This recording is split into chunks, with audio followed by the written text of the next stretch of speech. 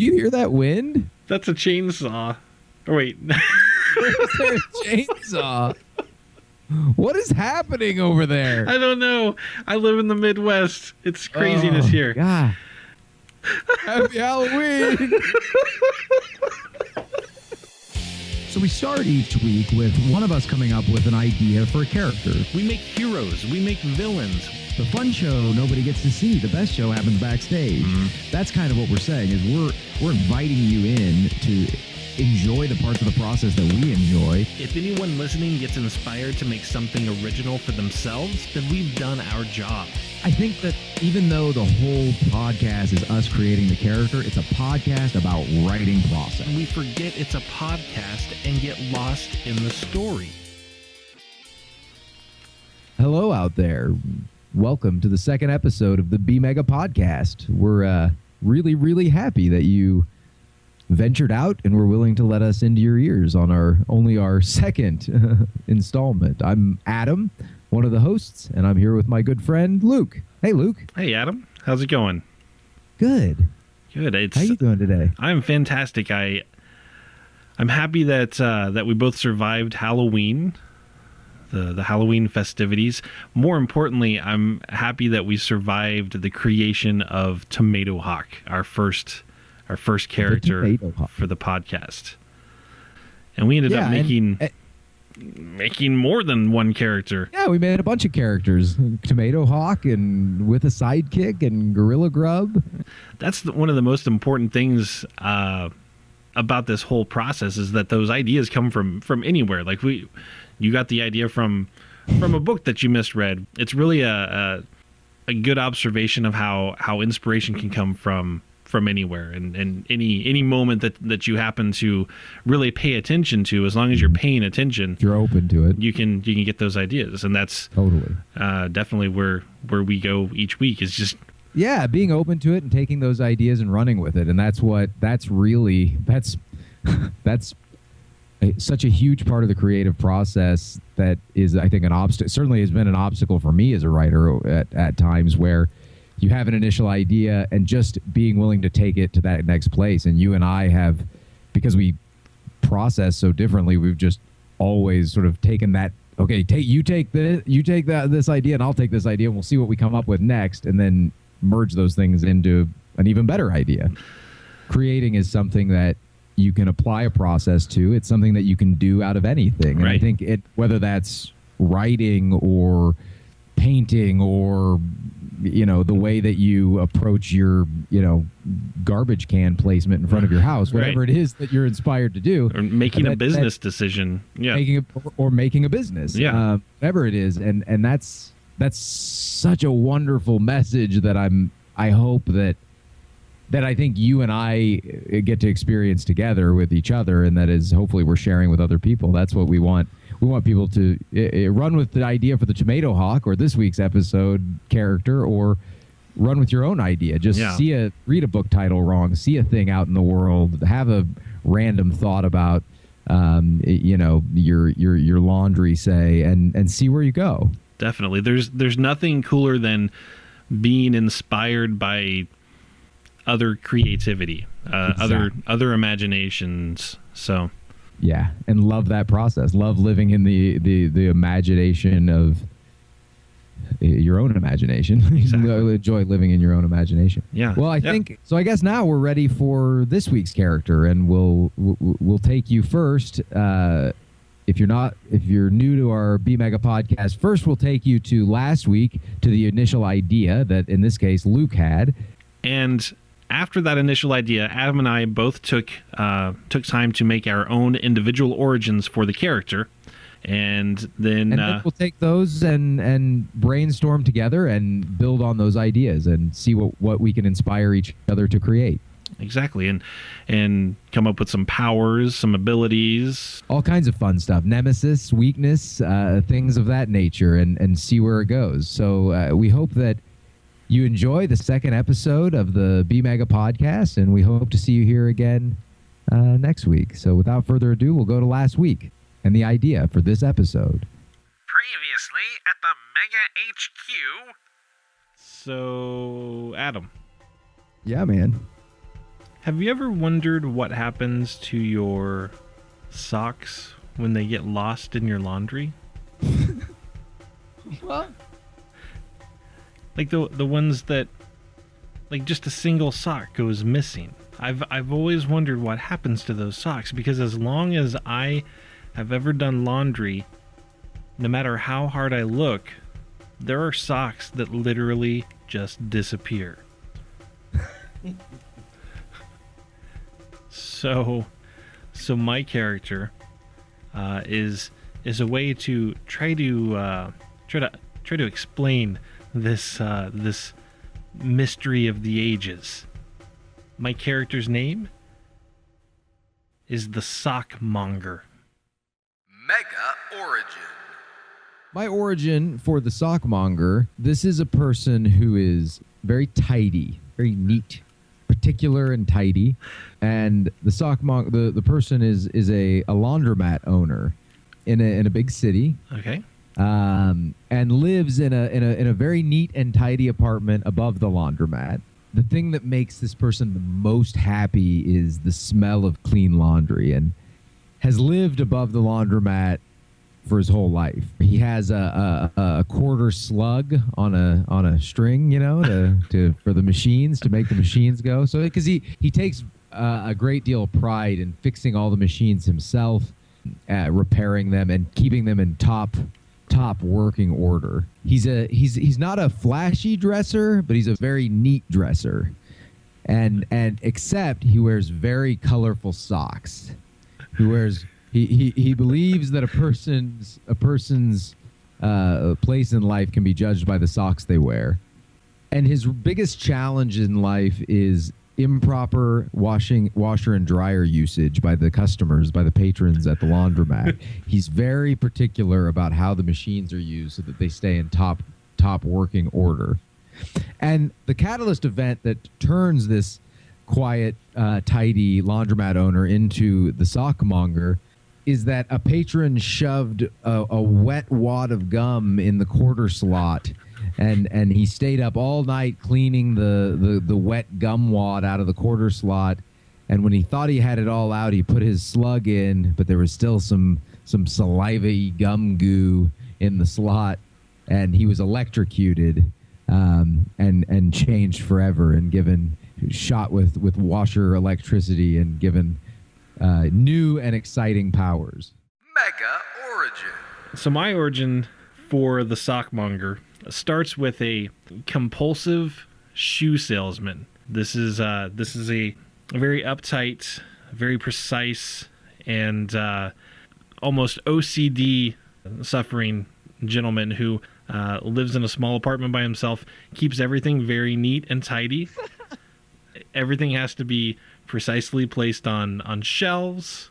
There have to be the thing that makes him most happy is to have things in pairs. If he has a figurine or a statue on his shelf, there has to be two of them. Has to have two identical. Two identical, yeah. And everything that he owns has to be in pairs. His biggest fear would be the sight of bare feet. It's why he works at a shoe store. Right. His a reverse foot fetish. Right. Yes. He started working and that was his personal goal, was to get shoes onto feet. But he can't stand it when people come in to try on shoes without socks. Now, the way that he obtained his new superpowers, during a freak electrical storm, a bolt of lightning zapped his house while he was doing laundry and carrying a load of laundry up the steps, and knocked him unconscious. Brainstorm time. Yeah. When it was crazy when you started talking about the tidiness. That's yeah. I couldn't figure out what you were laughing at because it didn't. I was like, I haven't said anything that's especially humorous until you started to say exactly the same stuff, and then I was like, oh, right. You're right. That is funny. It's funny that from Sockmonger, we both, for some reason, decided that a sockmonger would definitely be somebody who's very tidy. Yeah. Would come from someone who's very tidy. I really like the thing about being afraid of feet and working at the shoe store because of the feet thing. That's special. I think that needs to be included for sure. Well, and I really like I like the laundry aspect from yours. Maybe what? Oh, go ahead. Well, no, go ahead. What do you think about him living in the same apartment, like your guy? Yeah. But living in an apartment above a laundromat. Yes. So that could be the thing, is that he's above all this laundry. And because he's such a compulsive and tidy person, he's at the laundromat all the time. And he still has the same behavior. He watches other people and he gets really freaked out when they're not using the machines. He only likes to use one machine. And yes. He doesn't want anybody else to use it. He's using his trusty washer when the building is struck by lightning. Exactly. Yes. Okay, so what do you think? I like the struck by lightning thing. I'm a little sad to lose the gum wad, but maybe that's what happens, because that's what he hates, is people messing with the machines and things not being tidy. So he doesn't know there's gum in it. So he puts his quarter in and there's a big sticky gum wad, and that's when he's electrocuted by his trusty washing machine. Let down by the machine that keeps his things all tight, his pairs of socks all tidy and clean. Awesome. Yes. And so it's just out of just a malfunction of the machine, or is there? Yeah. Okay. I think so. I don't know. Or maybe the gum wad had special powers. Mystical wad of gum. The mystical wad. That could be a mega right there. I would like to make the mystical wad, please. Tune in next week when we create the mystical wad. Oh, we'll have to now. Yeah, I think I don't know. What's your feeling on? Well, I like the gum wad. The only. I feel like there has to. Well, no. I guess I was going to say I feel like there has to be some sort of extra other force that creates the power. Just because we're talking comic books, there's got to be some greater power that creates it. Or, well, not necessarily. It could be as simple. It could be as. I mean, I like it. I like it because it makes his relationship with his dryer more complicated. Right. Well, and okay, so it should be the dryer, which also makes the electricity. I mean, not that a washer doesn't have electricity, I guess, right. But a dryer makes a lot of sense to me. So it's his dryer, and it's a malfunction because there's this big sticky wad of gum in the dryer. Do you see the sockmonger as a villain or a hero? I thought about this a lot when I was coming up with this origin. I feel like I knew you would. He walks the line. He's kind of a vigilante. I think because of his obsessive nature, he's kind of like. I don't like to bring up other established heroes that often, but he's kind of like the Batman of hosiery. Right. Like he's obsessed. He has this just tunnel vision about socks and feet. Right. So he wants people to be in socks, and he wants to help. But the people that abuse their socks or their laundry or their washer and dryer in any way, he takes vengeance on them by taking their socks, right? Like that might fall into maybe the powers. I guess we had. So. Yeah. Well, we'll get there. Get there. But yeah, I like it. I like that a lot. So he works at the shoe store. The gum. His dryer. He's washing his shoes. He's obsessed with things in pairs. That is just also really wonderful. I like that very much. I think that stays for sure. What else? Anything that we've missed that was important? I like the sock collection, and that I had said, which I think is right in line. So it could be. I still like that he would dress very neatly and simply, but wear like very nice, high-end, flashy, colorful socks. Right. Yes. So what, like, are there certain kinds of flashy socks for certain moods or certain occasions? His socks. Well, I think yes, there are absolutely socks for certain moods and occasions. You can gauge where he's at in his day, where like what his general feeling is that day. This is the person that becomes the sockmonger. The sockmonger. Well, we'll get to that. I think that may be a special item. Okay. Okay. So, I think that's it. I think we're ready to give power. I'm itching to give this sockmonger some powers. How do you feel about that? I am too. I'm ready. I think we have a really solid origin to stick with. So absolutely, let's dial in some powers. Mega powers. The sockmonger can travel on static electricity. Oh, undetected by people or most megas. So this hugely aids in the troublesome work that the sockmonger does, stealing people's socks to be a menace to people who abuse washing machines or don't keep their socks as clean as they should.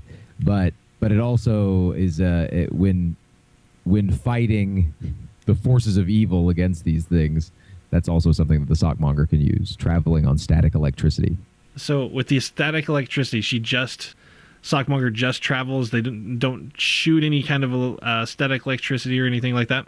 It's worth exploring as an option. I was thinking of this power as one of those powers that's not as much a fighting tool as it is just it's a kind of a neat trick that it mostly helps in the stealing of socks. It's not as helpful, though it does make it fast to get around, particularly in the wintertime, in the pants of dry-legged citizens. But other than that, it's mostly just helpful to cruise around the laundromat stealing socks. Mega power. My first ability for the sockmonger is that he has, it looks really strange written down. He has sockkinesis. Sockkinesis. It's all one word. One word. Sockkinesis. Like telekinesis, but sockkinesis. Which means that he can telekinetically control and manipulate any variety of hosieries. Does he keep the socks that he takes from people then and use these as in his bidding, or is he just like cruising around and like people's socks are flying off their feet to help him do things? Well, both, because he can yeah, if he's in a situation where he may not necessarily have socks of his own to use, he'll definitely use the ones from the enemy. But one of my later socks pulled off. Right. Just right out of their shoes. Mega power. The next power that I have is that this is going to be building on a power that you had, because I like your power better than what I had. So I love this sockkinesis concept of being able to... No. Sockkinesis. Man, I cannot get all of the right syllables in that word without losing some. Okay. Sockkinesis. I love this sockkinesis concept. And I think also, because of being able to harness the static electricity, the sockmonger can imbue this hosiery that it uses to do its bidding through sockkinesis with full of static electricity. Yeah. So it can charge them all up. So when they hit, they just like explode, like the way, like when you pull your sheets back in the winter time and it's dark and you see all this just static electricity lightning. Doesn't hurt. It doesn't hurt someone, but it's scary if it's nighttime. Yeah. It's like a little lightning storm when it hits. It can be, it's like the sockmonger's equivalent of like a ninja smoke bomb. Yes, exactly. Poof, and then it can, he can run away. Mega Gear. He has this mysterious hamper. It's a mystical hamper that is also transformed in the same incident that transforms him. Okay. And it is actually a container. Every day it's filled with all of the world's lost socks. Every day he opens it up and it's just full of socks from all over the world. One sock from every pair of mismatched socks. Mystical hamper. And then he uses those socks as like ammunition. I love the mystical hamper. I feel like that sounds like a hippie laundromat hangout or something. The mystical hamper. I think it's fantastic. That should totally be the laundromat that he uses, and that's why he gets so frustrated. Is it's all these hippies that are there, and they're not wearing shoes or socks. Oh, they're so dirty. They only wash their clothes like once a year. That's brilliant. Special item. So I also have a special item from the incident. His trusty collection of socks for every mood and occasion. Now they're a permanent fixture on his feet, and they change to reflect his mood or feelings. It can be an indicator if you're near. You want to beware the sockmonger if the socks look dangerous. Nemesis. I have a nemesis. It's actually a pair. It's Foot Rot and Funky Foot. The Foots? The Foots, yes. The Foot Brothers. They're a pair of mutant hipsters who, because of their deformed and diseased feet, they can't wear shoes. So they're like these giant hipster trolls that wander around causing destruction. Are they barefoot then? With giant bare feet. Just festering and pussy? Yes, like toenails crinkled and warped and like oozing out of the edges, and one of them might have like a nail sticking up through one foot. And like missing parts of toenails. Yeah. Yeah, I don't like that at all. Little globs of toe jam sticking out from between the toes. Just a constant stink cloud. They throw balls of the toe jam at people. Or kick them. They just flick their feet. Just kick and it just scattershot, like shotgun style, just toe jam balls. Oh. This just in from Megaton City.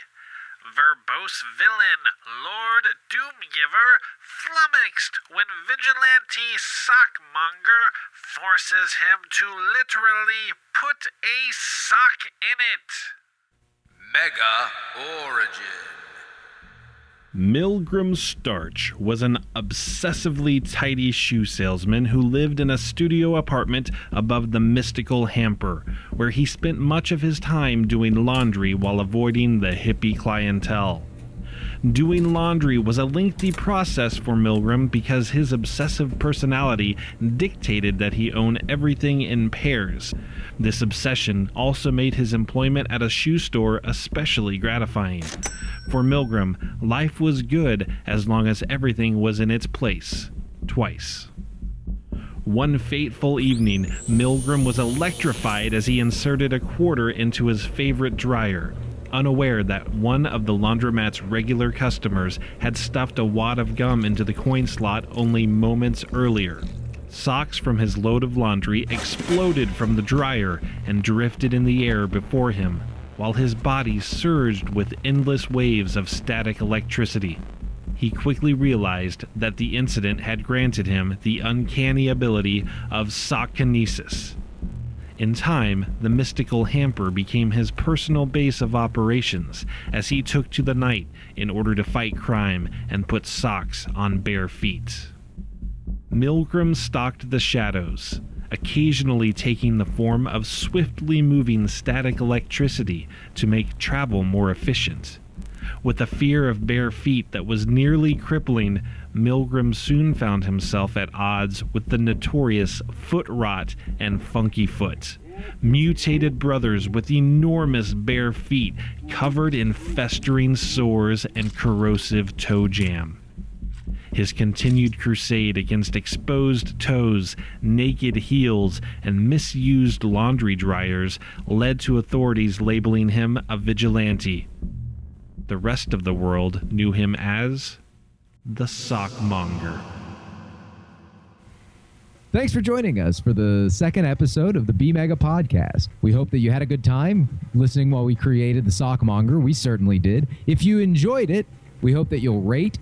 No, not rate. We hope that you'll review us. That's what it is. We hope that you'll review and like us on SoundCloud or iTunes or whatever device you're listening to us on.